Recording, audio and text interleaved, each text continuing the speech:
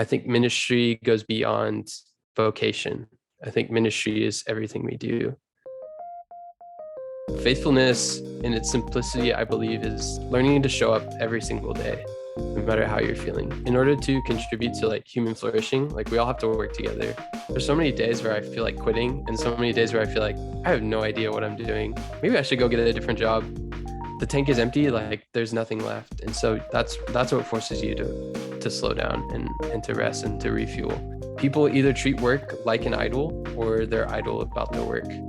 Yeah, the secret sauce. Hello, friends. You are listening to the I Used to Think podcast, a podcast about the stories of people who are brave enough to change their mind. I want to give a quick shout out to everyone who has been listening to the podcast. It's been going really well. I've gotten some great feedback from Josh's episode, so if you want to check that out, that's episode 5. I also want to say thank you to everyone in Arizona who has been listening to the podcast. I'm able to see statistics on which states listeners are coming in from, and there's a huge spike in listeners from Arizona. So thank you guys, and I would love to hear from you. My email is in the podcast website, so if you want to reach out and just say hi, I'd be curious to see where you're listening from, and thanks so much for tuning in. Okay, so today we talked to Jake. Now, Jake and I go way back. I've known him since middle school. We've played basketball together. We attended the same church growing up, and we also went to Western Christian, which is the high school that I went to. I wanted to bring Jake on the show today to talk about work and rest. Now, Jake really struggled at the end of high school, deciding whether he should pursue ministry, that is Christian ministry, or pursue an occupation in which he's able to utilize his skills and abilities in graphic design, art, and photography. He talks about this realization that ministry isn't solely confined to working for a church or for a nonprofit. I think this is a great conversation for those who have just graduated college or coming out of high school and just trying to figure out, what do I want to do? Because the more important question as we explore this in the conversation is, who am I becoming? Jake tells some really great stories, including when he used to work for the meat department at a grocery store, and so many more. I enjoyed catching up with Jake and seeing how he's doing. He's currently running a business, and it sounds like he's doing great. If any of you are interested in reaching out to him and using his services, feel free to let me know. With that being said, let's get started. I'm here with Jake, who I feel very honored to be interviewing because he is usually the interviewer. We'll do like a whole list of stuff that people have to check out about you at the end. But I mean, you have your own interview series, you've got a photography business, graphic design, all that stuff. I mean, what would you say your official job title is? Yeah, it's funny, like going to Thanksgiving and like trying to explain what I do for a living. That's always a funny subject. But yeah, I am a full-time videographer. So what I say is I help bands and brands through video. And should I just jump into this? Go for it. Well, actually, save the good stuff for later. Okay. Because we'll dive into like what you do for work. And I do want to add, I already said this earlier when we were talking, I'm so thankful that you have a microphone and all the equipment. I know you will be one of my few guests, and nothing against my other guests. I mean, I don't expect people to drop hundreds of dollars on a mic, but having a mic really helps the audio quality, which I appreciate so much. Yeah, I actually bought all this right before this podcast specifically. So yeah, just for this podcast, I'm actually going to return it right after. So, but like those people that buy flat screen TVs for the Super Bowl. Exactly. So I always procrastinate on thinking of an icebreaker. I do have a list that I use. So I'm just going to ask you to choose a number between 1 and 148. And then whatever that lands on will be your icebreaker. Okay. 147. Okay. Question number 147. What is your biggest pet peeve? Oh, that's a good one. My biggest pet peeve is, I think when people like take advantage of your time. Does that make sense? So they're like, So like me right now. no. This is fun. But like when people are like, hey, let's let's get coffee or let's get lunch. And then like 5 minutes before they cancel on you because like they slept in or like something like Oh, that. I would love to hang out with you, but like let's like respect each other's time. mm, mm. So your biggest pet peeve is people who don't have their shit together. You said it. You said it, Patrick. No, I feel that. Can you think of an instance, or you don't want to throw anyone under the bus? Oh yeah. Who should I throw under the bus? Um, no, like I would say that scenario has for sure happened to me before, where it's Yeah. like you slept in, like don't you have like a calendar or a clock? Like let's just meet when we said we're going to. And obviously there's like exceptions, like someone died or like your car Yeah. broke down, like understood, I'm like glad we you can gave an exception reschedule. for that. Yeah. Yeah, I try to be a little reasonable, but yeah, that would be my pet peeve. No, I get that. I think it would be hard to say that's not annoying. Yeah. Um, Um, can I go on one side tangent? Because I know you like puns. do it. Michelle and I were talking about if we got a pet, what we would name our pet, and she came up with the idea that our pet's name would be Peeve. You think you think people would get it when you initially tell them my dog's name is Peeve? I don't think most would, but I think some would appreciate it, and that's what matters. That's really good. Thanks. Gosh, I can't steal that now. Yeah. Shout out to my wife. Today Jake's on to talk about the theology of work, but I'll let him explain in his own words. Jake, what is your I used to think statement? Yes.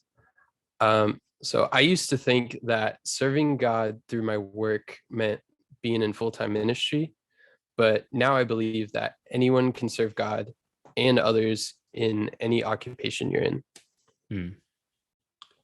I'll start with what do you do for work? And I know you're answering that earlier, but now you can give your full answer. Yeah. So my full answer is I'm a full-time videographer. I help bands and brands through video, like I was saying. And so what it boils down to is I am a visual communicator. So Patrick and I are communicating over microphones in English, right? That's how we're able to understand each other.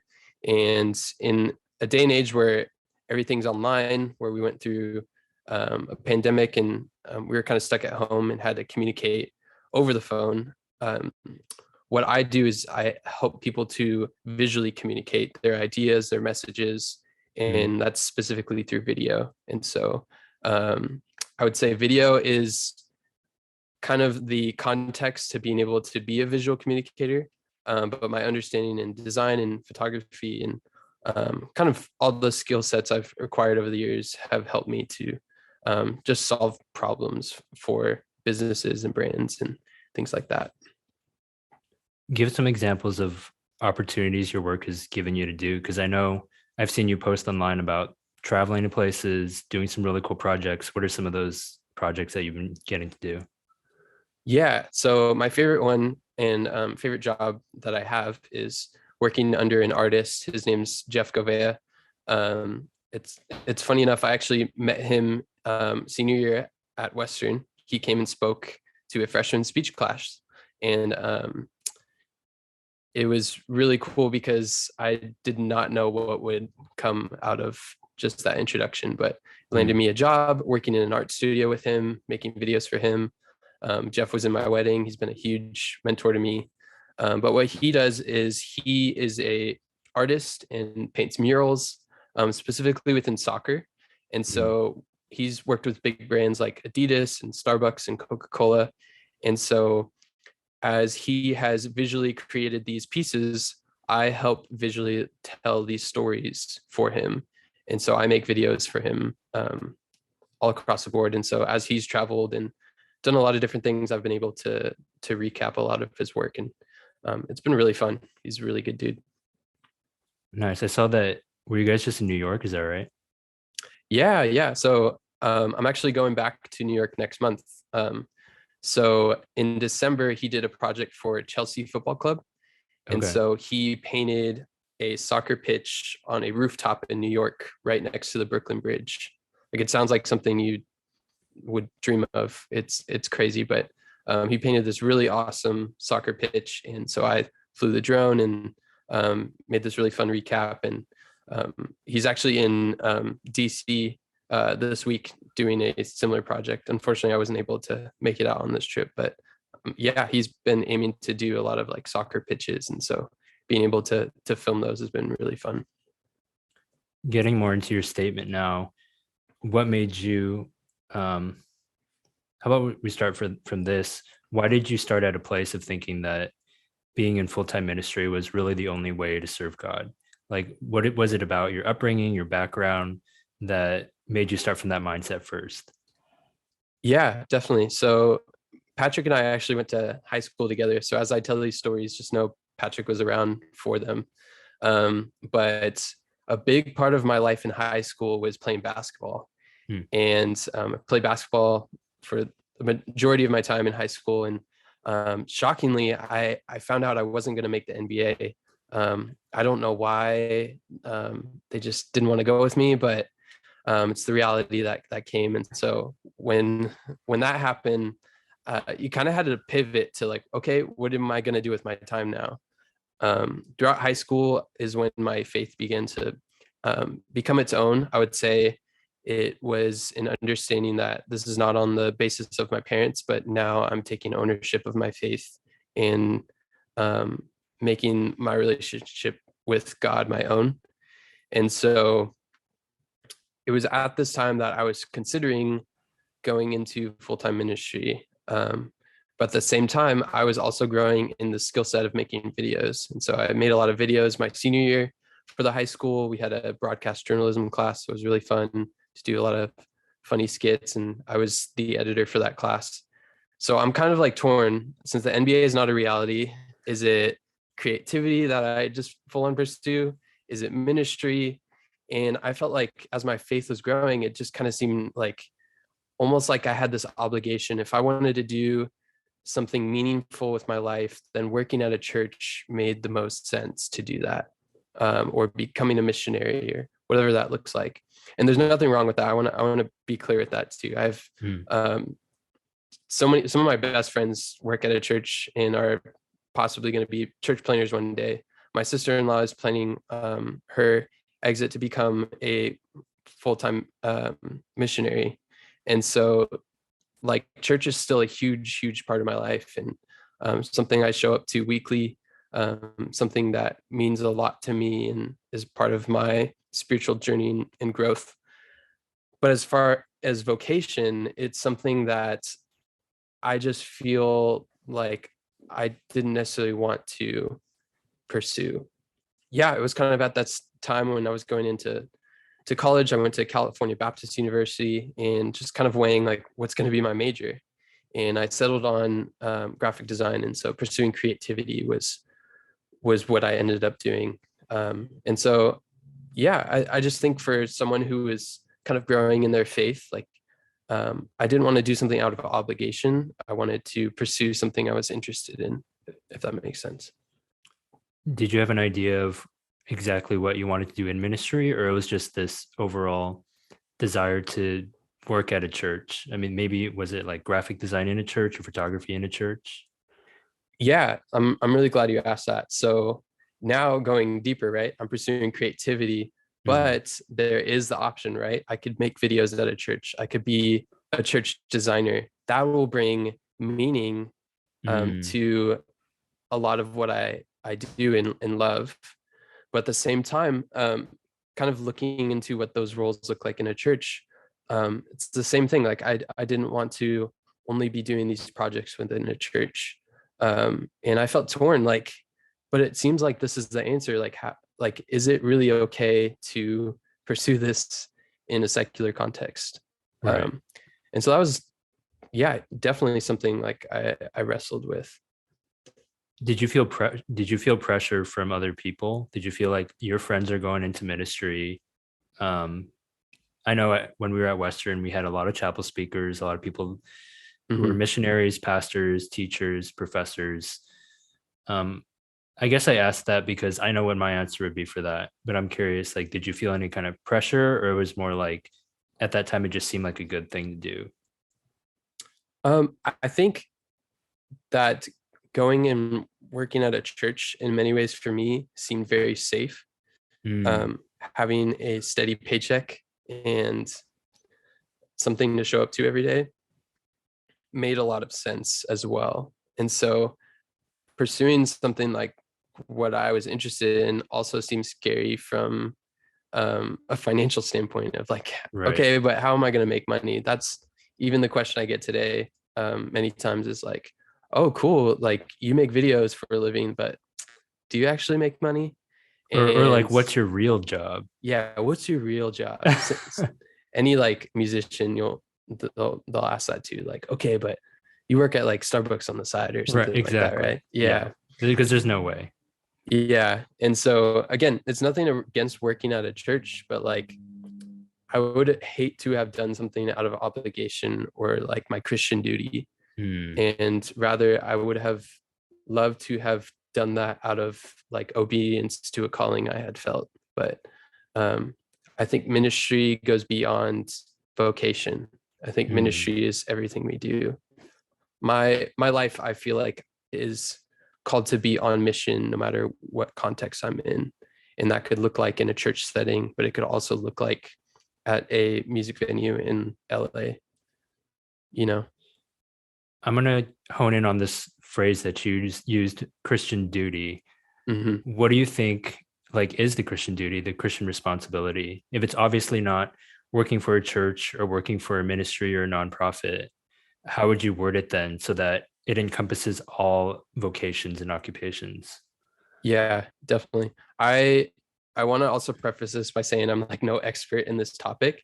It's just something I've wrestled with and thoroughly enjoy. And so I've asked this question to many people, especially people that I know are doing things that I would also enjoy doing. So, for example, I had a conversation with someone. He's a worship leader, and I asked him like, how do you go about finding purpose in pursuing something that's secular while at the same time like trying to live a life that's faithful? Hmm. He began to explain that in order to understand purpose, we have to understand what God's will is. And the way he defined that was simply to enjoy him. Um, and understanding that like if you enjoy God and the gifts he's given us and enjoy the freedom that we have to do that because Christ has set us free, and trusting that God can use whatever the heck he wants to use, Hmm. that's when we find purpose. And I thought that was one of the best ways that I've heard that explained. So if you write a Christian song because you feel like it's your Christian duty to do so, then you're doing it out of obligation. It's going to come out unauthentic. It's probably going to be terrible. But if you do it out of simply just enjoying the fact that God gave you these gifts and the freedom to do so, because Paul says, "For freedom's sake, Christ has set you free." Like that's when you find purpose. Again, like I think just hearing it in those terms in that verbiage like allowed me to really understand like yeah, like there's so much freedom in Christ. And if it's working at a church or working in a secular arena, like or doing something you love or doing something just because it pays the bills, like I think God's going to use whatever he wants if you learn to be faithful in whatever it is you're doing, wherever it is you're doing that. So what I'm hearing is ministry and work aren't two separate spheres. You would say they overlap, or maybe even they're the same sphere. Yeah, yeah, I would say that being faithful looks very different than what I used to think. Mm, And I I think like that's that. that's exactly what this show is for, right? Um, being able to explain this idea of like what I used to think and what I believe now. But faithfulness in its simplicity, I believe, is I think what I've learned over the years is like learning to show up every single day, no matter how you're feeling. We had this mantra in our art studio. When I said I worked for Jeff, he had an art studio in downtown Riverside, and I worked there for a few years. We had this mantra, and it's basically just says "show up tomorrow." And the more that I've come to learn this mantra, the more I realize it's taught me about faithfulness. Mm. And so what this idea was to Jeff was, no matter how you're feeling today, no matter how things go, like for example, you might feel tired. You might feel like all your creative ideas are just not coming out. You might feel like I just don't think I could show up to work today.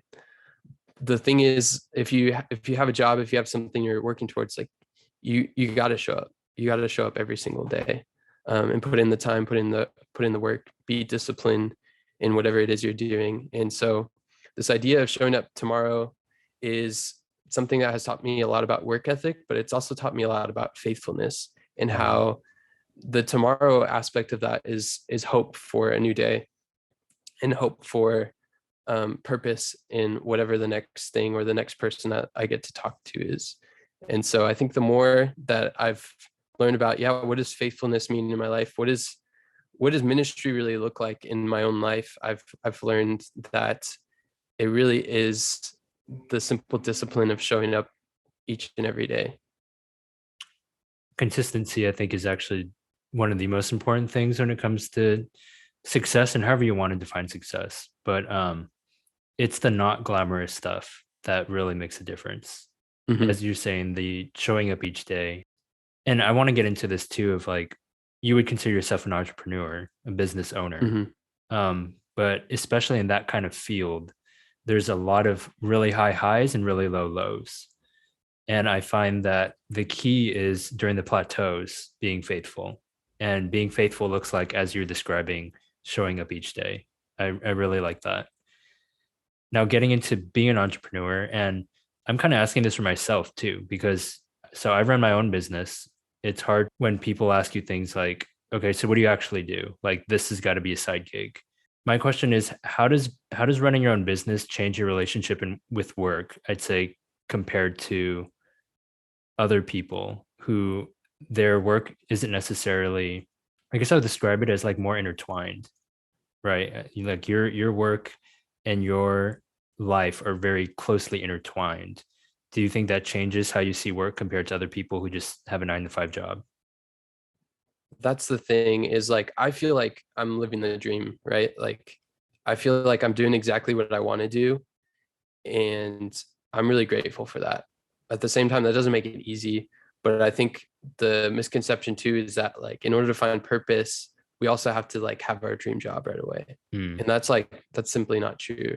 The reason why we get paid to do things is because someone else doesn't want to do it. I think at the end of the day, like, having a job you don't enjoy but is helping you to provide for yourself or your family is also not a bad thing either. Like, there's still purpose in that. mm, The weight of my job has grown since being married, because I now have another person to provide for. Like, it's right. not just me anymore, it's now my wife. And so it puts a healthy pressure on me to do that. But um, I think what I love about entrepreneurship is just, it is all on me. And so it's just this fun pressure to like go and do something and build it from the ground up. And Mm, so I've really enjoyed that. I realize entrepreneurship isn't for everyone. right. And like, there are so many hardships to it. But when you find just a little bit of success, or a little bit of something to like push you in growing this business, it's so much fun. And I just like really have enjoyed pursuing this. In the last, it's coming up on officially a year. Yeah, it's not easy. I think you completely understand that, Patrick, but that's what makes it such an adventure. Is Mm. it's called work for a reason, right? Like, you're supposed to work at it. I'm glad you had that understanding, I guess that recognition that it's not for everyone. On the flip side, knowing that most of the audience and most of the listeners listening to this are likely working a regular job, employed, or they're a student. Kind of going back to, you were saying like work is a way to be creative, work is a way to find purpose. How would you address people who do, I guess, more non-creative jobs, right? They're like, you're a construction worker, you're a blue collar worker or a white collar worker in an office. You're not necessarily creating things. And I think this is where the struggle comes for a lot of people. And I've found that as I had more conversations. Work doesn't easily translate into carrying out God's purposes when it's just like typing up files or like submitting a paper for class. How would you, I guess, encourage and as well as help those people to kind of see how work plays a role in that? Like in order to contribute to like human flourishing, like we all have to work together. And Is that from Comer? yeah, I think that is Comer. Shout out John Mark Comer. I have all of his books right above me. But um yeah, he's got a lot of good perspective on work, and I feel like I've learned a lot from him. But Hmm. if you take like the garbage man, right? I don't think anyone desires to be a garbage man. I'm like that's a hard job. That's it's it's gnarly, Hmm. but someone has to take out the trash and someone has to deal with this like in our lives, because if not, we'd be living in our own filth. And so there's purpose in that, despite that being such a hard job. And at the same time, for the garbage man, maybe they're working that job, and honestly, to no feeling do they feel like this is what they want to be doing, or this is where they have purpose in their life. Hmm. But they know that it's a paying job, and this also contributes to them being able to afford rent and pay bills and things like that. um, I think we all have a role to play, and it could also be just a seasonal thing too. So right after high school, for example, I wasn't doing the job that I have now. In fact, I was doing the worst job I've ever had. I worked at Albertsons, and someone would say, Oh, "Oh, you're at the let's." meat counter. I totally That's forgot about right. that. Yeah. So when I applied to Albertsons, I thought I was going to be a bag boy, and I was like, "This is fine. Like, I need a paying job. This works." And Yeah. the lady who was doing my interview, for whatever reason, she's like, "You know what, Jake? You just look like you would be such a great fit in the butcher block." And I was like, "You know what? Really? You think so?" And she's just like gassing me up. She's like, "Yeah, it pays like less than a cent more each hour, but you do such a good job." And I'm like, "More pay? Are you kidding me?" Like, sure. And so I took this job, and the butcher block makes it sound so much cooler, but it's the meat department. And I'm chopping up raw chicken every day. I'm coming home smelling like fish. It was a gnarly job, and I hated it. And I was not there for that long. Um, but it taught me like hard work. And I know that was just a seasonal job, but Mm, despite hating that job, I think about that so much, mm, and it encourages me to like work hard in the job that I have now on the days that I don't want to do that.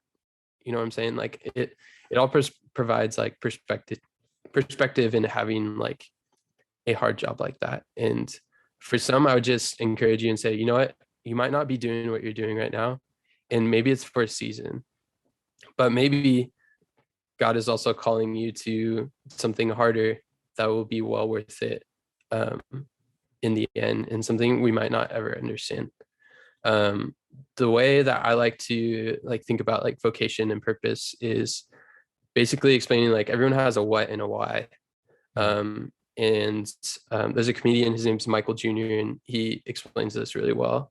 But I love telling people this. But basically, everyone has a what, and it's their title, and that's typically your occupation. It's like when I introduce myself, I say I'm Jake, and typically the following question is, "Oh, what do you do?" right. And so that what is typically what you tell people. I work this job, this is my title. And that's typically like the way that you use your gifts or your time or your life. And your why is your purpose. It's why you get up every day. Like there's something in us all, whether you believe in God or not, that allows you to get up each and every morning. Like there's a why to that.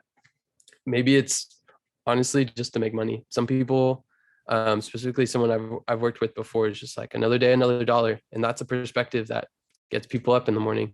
While I don't necessarily agree with that, like that's their why in many ways. Mm, And so I think for me, my why is to know God and to make Him known, and that can be in any what context that I'm in. And so you could be a janitor at a middle school, or you could be a pastor, you could be a hand model, you could be whatever it is. Like, it doesn't matter, but your what can constantly change. I went from working at Albertsons to a videographer, and so my what shifted, but my why from when I became to understand who Christ was has never changed, and that's my purpose. So I think when it comes to work, finding this intersection between our what and our why, like that's really when we like hit the sweet spot. That's when we find like and feel like this is what I was made to do. Like this is what I want to be doing forever. And Mm. that doesn't just happen overnight. I think a lot of people, especially if you're coming right out of college, feel like I'm gonna get my dream job right away. And that doesn't happen either. Like you sometimes have to work your way up towards that, or work towards something. Like just because I'm doing exactly what I want to be doing now, like honestly doesn't mean like I am also like where I think I'd like to be. And so there, I still have like aspirational goals to like grow a business, or maybe to sell a business one day. And yeah, that just doesn't happen overnight. I think that's like definitely a misconception. That's an important differentiation because I find that for myself, as well as for, like you were saying, people right out of college, the common question is, what is my what? I know for a lot of pastors, their most listened to sermons are usually, what is God's will for me? And people listen to those sermons thinking they're going to find the what, and which is fine. And I think it's a natural desire. But like you were saying, once you focus on what the why is, there's so much freedom. There is so much more freedom from there because you have an overall purpose, whether it be serving people or making money, if people were being honest, or maybe even building a future for their family. Like once you have that why, it gives you so much more flexibility and freedom into the what. And I will add this, I guess, a who. If there's Mm, if I could add a who in there, it is, who am I becoming? Because I find that especially out of school, everything is so externally focused, right? You get out of mhm. college, you're trying to figure out where to live, who to marry, what job to have.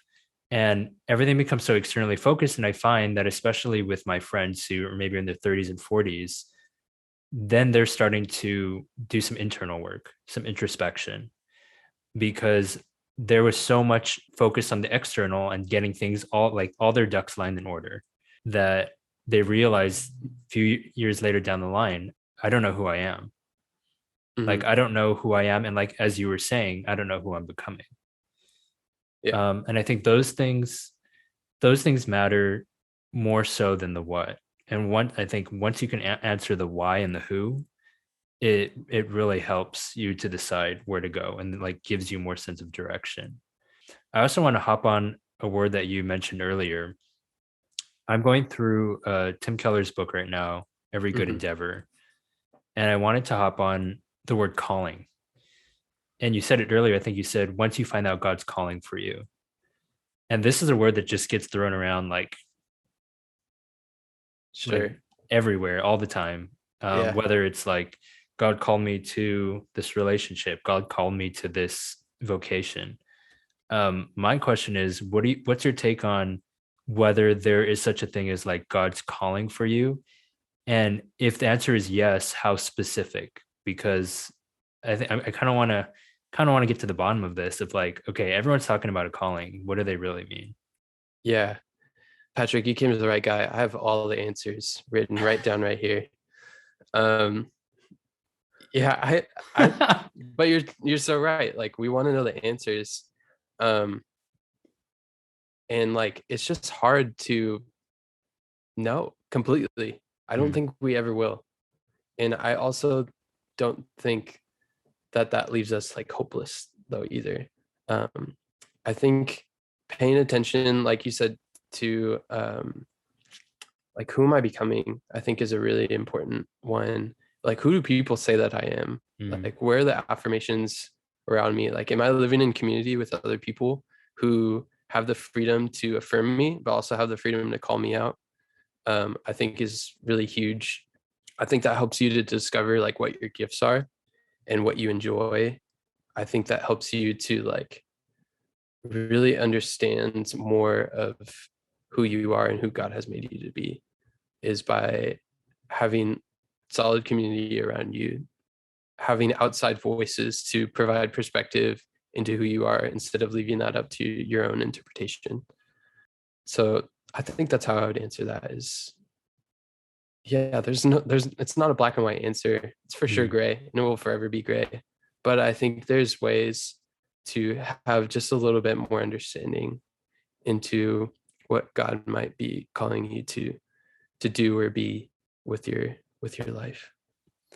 I think that's a really honest answer too, because it's not the answer people want to hear. No. I remember talking to a friend about this. This was a example that really resonated with me and made me put our generation into perspective was we're no longer in the generation of we get a job at 19 and we work it for 40 years. Hmm. Like that is not a thing anymore. For Yeah. various reasons. People have options now. I would argue that employers aren't as loyal to their employees now, unless it's like a small family-owned business or. Hmm. But as far as franchises and huge corporations go, it's not the same kind of, I would say, loyalty. And so I remember hearing this story. Somebody was speaking with their uncle or their grandfather, and their grandfather is giving them life advice and saying, "Hey, just find the job and work it for the rest of your life." And then he said, "When I was 19, I went to the factory next door. I knocked on the door. The guy answered, and I said, 'Give me a job.' And the guy was like, 'Okay, here's a job.' And he worked it until he retired." Hmm. And so there is this narrative, I think, from the previous generation, and not to fault them, but it's just a different time where you just figure out what you do after you graduate, or whether it's high school or college, and you just kind of work it. And you're just grateful for it and you're content, which I think is a good perspective to have. But at the Sure. same Yeah. time, the times are different, and I think we're understanding like there isn't an answer. And like I really like what you said earlier. It takes time. When you're 21 years old, you don't know who you are and where the heck you are and what you're doing. Yeah. And granted, I mean, when you're 31, you probably might not even feel that either. I feel like I wouldn't. But to be able to say I don't know, but then to do that, like you said, with a hopeful spirit, knowing that I don't know really means like trusting God, as well as now you can explore. Like, granted, you have the opportunities, and that you're financially well off, and that you have the resources. Like now you can explore this route, this other route. As I said earlier, there really is a lot of freedom in that. Hmm. And that's something I wish I heard. I feel like specifically in college, that idea of, like you said, we don't have to have the answer. We don't have to have, even if it's a career, we don't have to have the answer of what we're passionate about. It's Totally. it's a pressure I think is placed on a lot of high school students. I mean, some students dive super deep into like robotics or STEM, only to realize in college, like, I am not a STEM person. Yeah. And that you don't have to regret those years, but instead like learning and seeing that as an opportunity. I Yeah. wanted to get more into how the first phrase that you said when you mentioned this topic was theology of work. I don't know if you have like some kind of outline of what your theology of work is.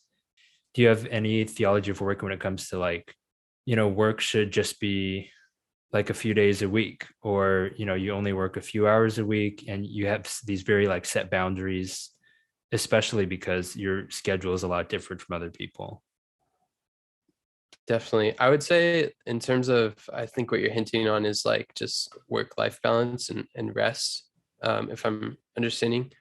But yeah, it's a constant like again, as much as I feel like I have direction in what I'm doing, there's so many days where I feel like quitting and so many days where I feel like I have no idea what I'm doing. I don't know if this is realistic. Like maybe I should go get a different job.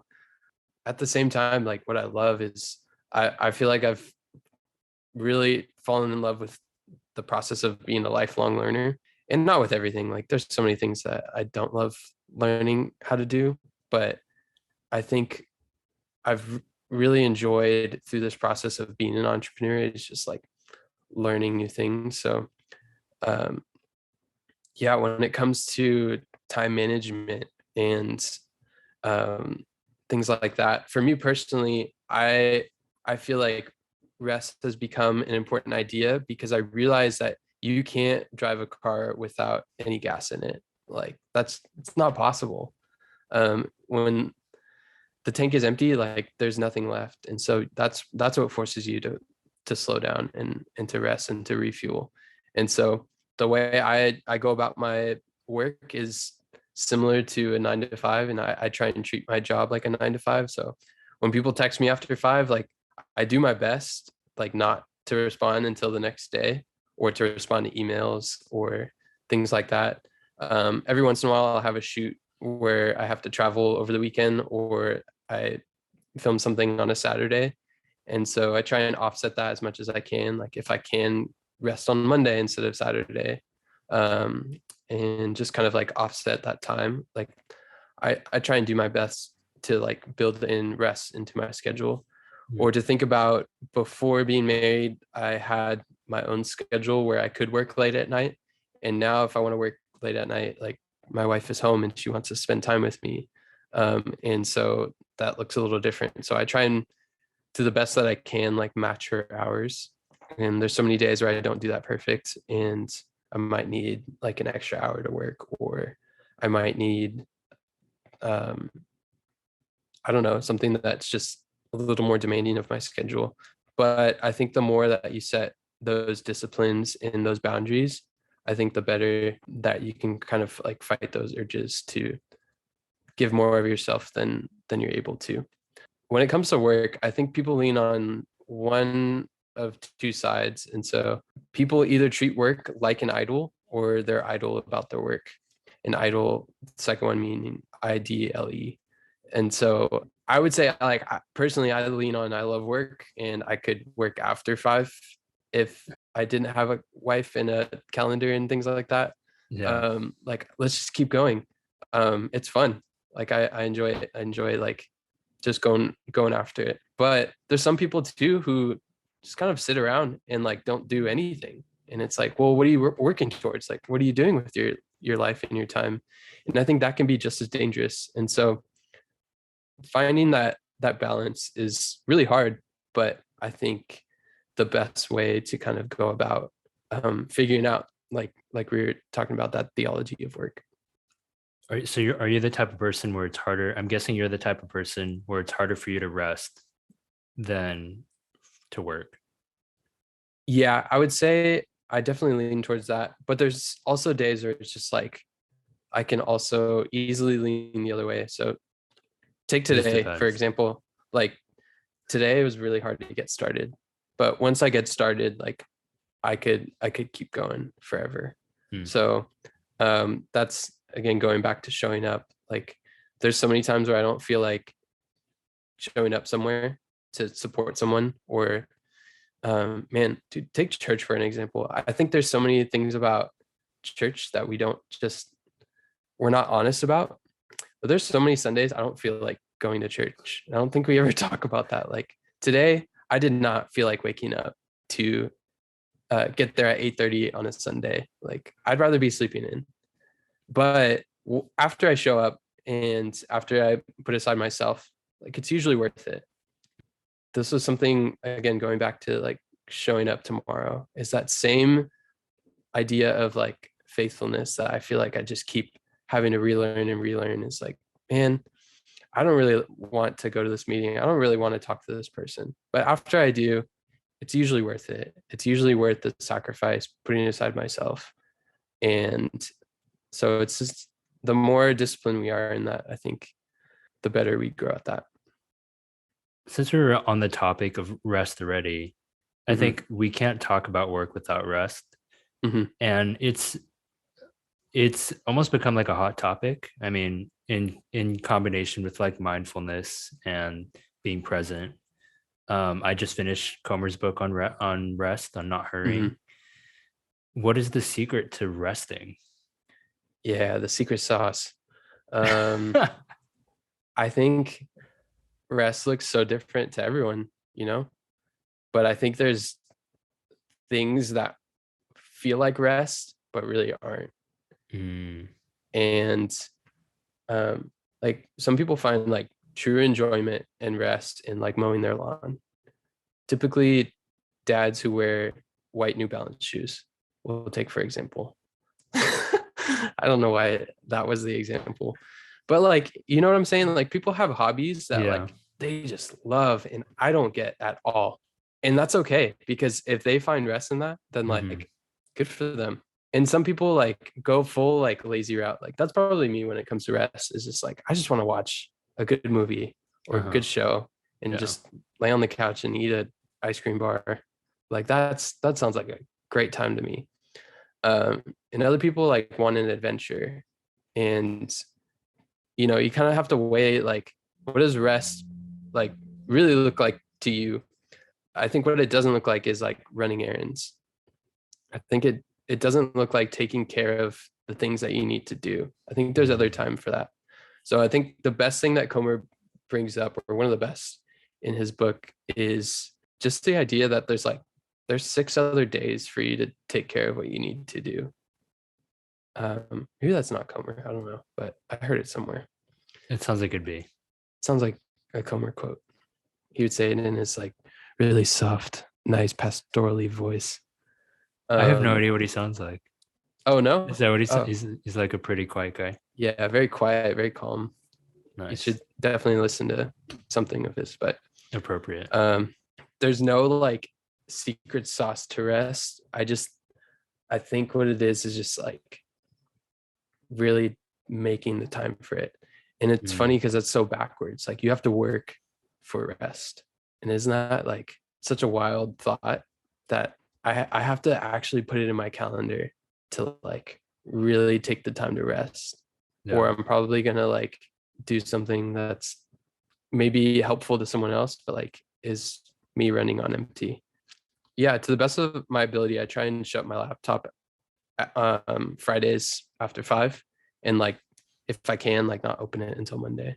Mm, And if I have a shoot on Saturday and I take like a half day of rest on Friday night, then maybe I get like another half day on Sunday or Monday or whatever that looks like.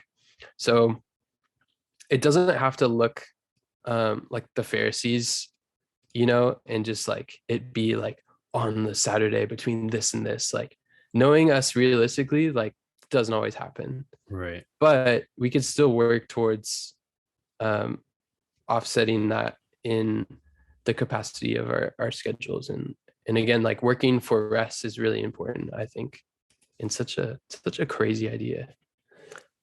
I wrote this down in the notes for this show, but I'm convinced rest takes as much, if not more, Mm, intentionality than work, yep.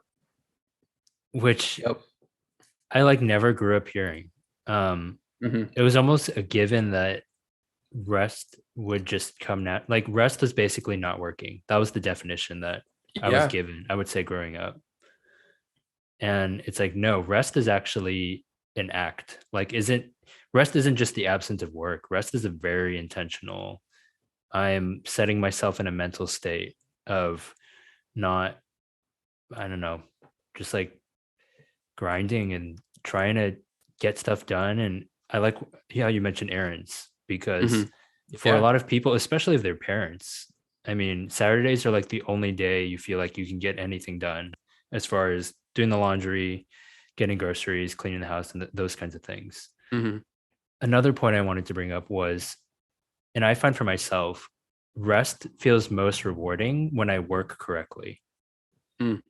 because, and I'm sure you felt this way too, but those moments where you're working to like prove yourself, or you're working out of like pressure, or working out of anger, or just any kind of unhealthy emotion, all of a sudden rest is not as life-giving and full, Yeah. because during the week, like you were saying, those 6 days you weren't in the right mindset, so all of a sudden you're trying to rest after like exhausting yourself trying to prove yourself all week long. And it's a hard like it's hard to reset that, I find. Yeah. I suppose I would word it as like how you work. If we're adding to Hmm. all the who's and the what's and the whys, there's the Hmm. how. So we just need where and Yeah, that can be another podcast. yeah. What I want to again stress is like I'm no expert in this topic. Like I know just a little bit more than I did like a few years ago about work and the work that I do. And that makes Mm, me like a little more wiser, but like still far from grandmaster or black belt or whatever that means in understanding this. Um, but what I want to stress is when it comes to work, work can feel very competitive. And mm, I think it only like benefits us more when we treat work like a team. And so just I'll share a quick story. I had a friend who's sort of a mentor, and there's just a season of life where he was really like just teaching me a lot. And so I basically asked him, "Hey, what is something you don't like about me?" I wanted to give him permission to speak into my life, and maybe he saw something that I didn't.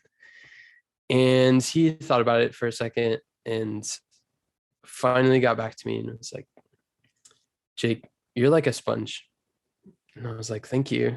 And he's like, "No, no, no.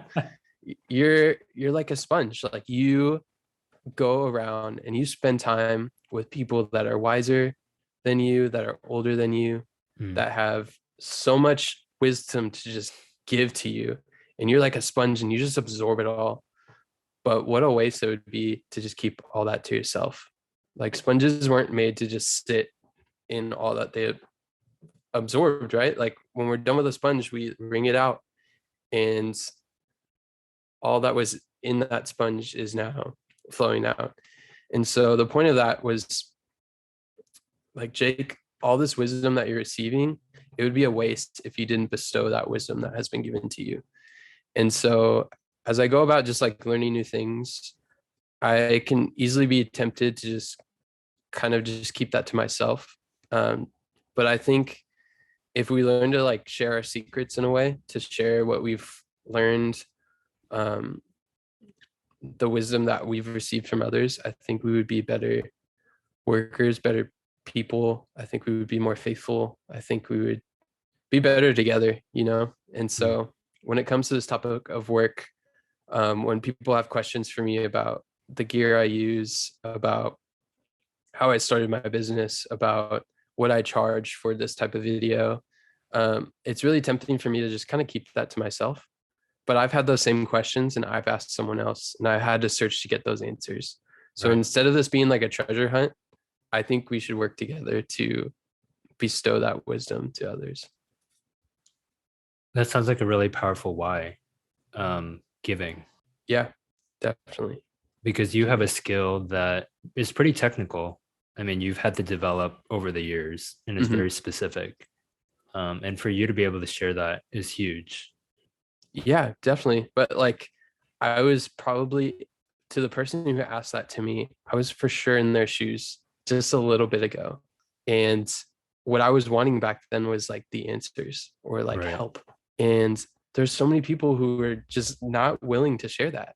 And it's like, what does that do? Like you, me talking to them, probably had those same questions, and you were probably in my position just a little bit ago.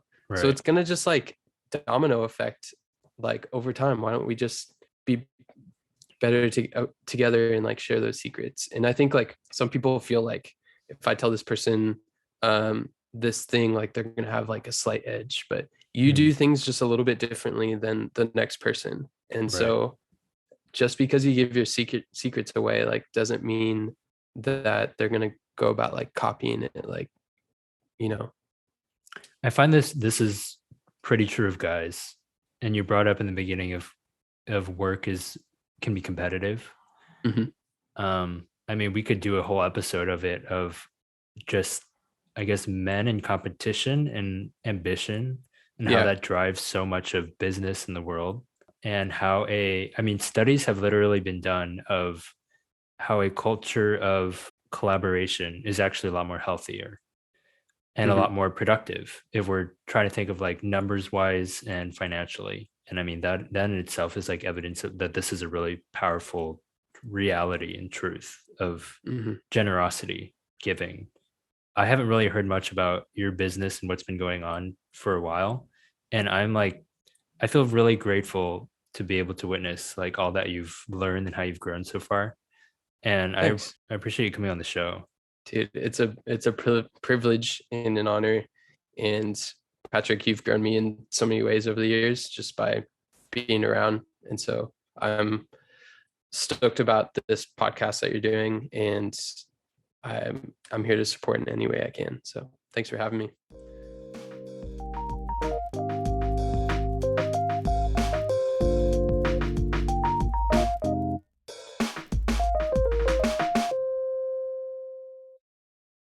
That's a wrap.